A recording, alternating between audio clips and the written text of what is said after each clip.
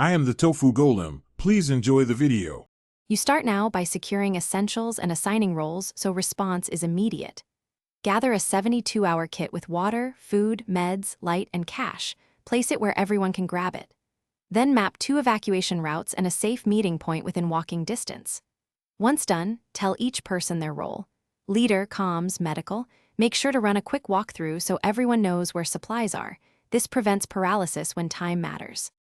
Once alerted, activate your communication tree immediately so you know who's safe and who needs help. Use text first, then calls, and switch to backup radio if networks fail. Next, secure utilities. Shut gas, electricity, and water lines, and move valuables and critical records to higher ground or sealed containers. Then organize triage and a shelter area, assigning one person to monitor supplies and ration at roughly 50% use to extend duration until help arrives. You finish by prioritizing safety and beginning recovery. First, document damage with photos, timestamps, and brief notes for insurance and relief agencies. That speeds assistance. Then coordinate with authorities to request resources and confirm shelter options, and register with aid organizations.